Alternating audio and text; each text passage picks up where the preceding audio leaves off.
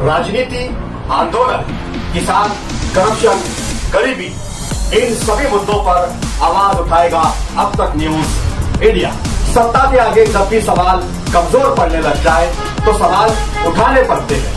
बोल के लफ्ज आजाद है तेरे, बोल के सच जिंदा है अब तक। मंच पे बैठे हुए हमारे जिम्मेदारान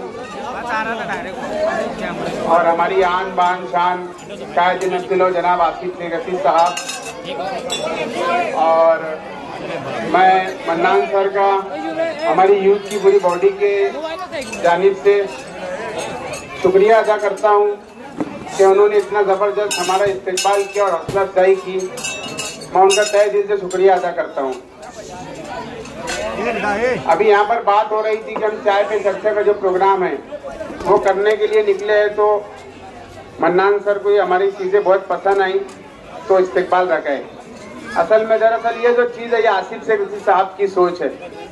आसिफ साहब जो सोचते हैं तो बहुत दूर अंदेश लेता है आसिफ शेख रशीद साहब हमारे, तो वो उस हिसाब से सोचते हैं। आज आसिफ शेख रशीद साहब ने हमको जो प्रोग्राम दिया है चाय पे चर्चा का, तो इसका हमारा मकसद ये है, बैठ जाओ भाई, इसका मकसद हमारा मेन ये है कि किस तरीके से मालेगांव शहर के नौजवानों को इस्लाम पार्टी से जोड़ा जाए। आसिफ शेख रशीद साहब ने हमें एक टारगेट दिया है कि 50 दिनों के अंदर तकरीबन हमें 100 मीटिंगें करनी है, 100 चाय पे चर्चा के प्रोग्राम करने हैं। और अल्हम्दुलिल्लाह हमारे 12 प्रोग्राम कल तक के हो चुके हैं, 13 प्रोग्राम हमारे कल तक के हो चुके हैं। और बरोज शनिचर मतलब कल अख्तराबाद में एक प्रोग्राम है और एक बिस्मिल्लाह होटल जाफर नगर के अंदर हमारा एक प्रोग्राम है।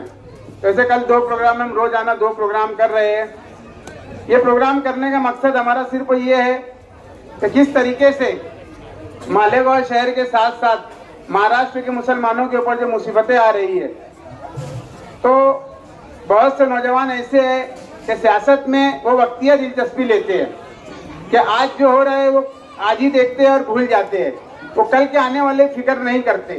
तो इसी फिक्र को लेकर आसिफ शेख रशीद साहब चाहते हैं कि मालेगांव शहर के नौजवानों में सियासी बेदारी किस तरीके से हमेशा के लिए रहे। वक्तिया सियासी बेदारी नहीं रहना चाहिए कि इलेक्शन आए और चला जाए, ऐसा हमारे सियासी बेदारी नहीं रहना चाहिए। आज आसिफ शेख रशीद साहब ने जो ये प्रोग्राम स्टार्ट किया चाय पे चर्चा, ये करने का मकसद हमारा आप तक के हमारी पार्टी की जो पॉलिसी है, इस्लाम पार्टी की पॉलिसी को पहुंचाना है। हमारा मकसद आसिफ शेख रशीद साहब की सोच को आप लोगों तक के पहुंचाने का मकसद। हमारा जो असल मकसद है कि किस तरीके से मालेगांव के साथ साथ महाराष्ट्र के अंदर मुसलमानों के साथ में जो सलूक हो रहा है, जो नाइंसाफी हो रही है, उसको किस तरीके से रोका जा सकता है।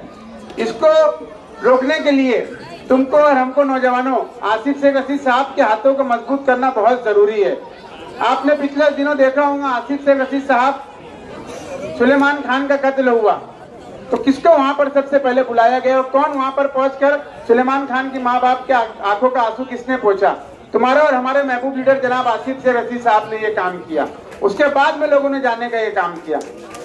आसिफ शेख रशीद साहब को आज पूरे महाराष्ट्र के मुसलमान एक उम्मीद भरी नजरों से देख रहे हैं कि किस तरीके से वो ये देख रहे हैं किस तरीके से इलेक्शन हारने के बाद में हमारे लीडर आसिफ शेख रशीद साहब किस तरीके से मालेगांव के मुसलमानों के साथ साथ महाराष्ट्र में जहां कहीं भी कुछ होता है तो सब में पहले पहुंचने वाले का नाम आसिफ शेख रशीद साहब है।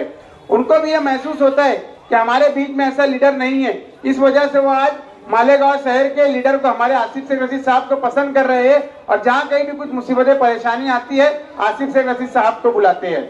मैं आज अपनी बात यहाँ पर मुख्तसर करूंगा क्योंकि हमारे महबूब लीडर जनाब आसिफ शेख रशीद साहब को भी हमको सुनना है।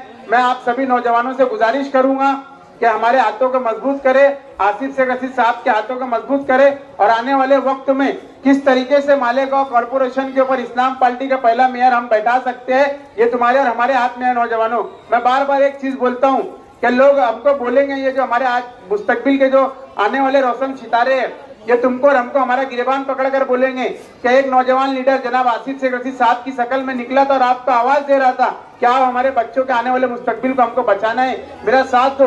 अगर तुमने साथ नहीं दिया तो तुम्हारी और हमारे आज गिरेबान पकड़कर ये पूछेंगे कि जब जनाब आसिफ शेख रशीद साहब आपको आवाज दे रहे थे तो आप क्यों नहीं उनके साथ में गए। तो तुम्हारे हमारे बच्चे के मुस्तकबिल को बचाने के लिए हमारे महबूब लीडर जनाब आसिफ शेख रशीद साहब के हाथों को मजबूत करिए और इस्लाम पार्टी के जो हमारी जो जड़ें है, जितने भी यहाँ पर माइनॉरिटी डिफेंस कमेटी हो या जो भी है, इनको मजबूत करके आसिफ शेख रशीद साहब के हाथों को मजबूत करिए। मैं अपनी बातों को इतना रखकर शुक्रिया, अस्सलाम वालेकुम।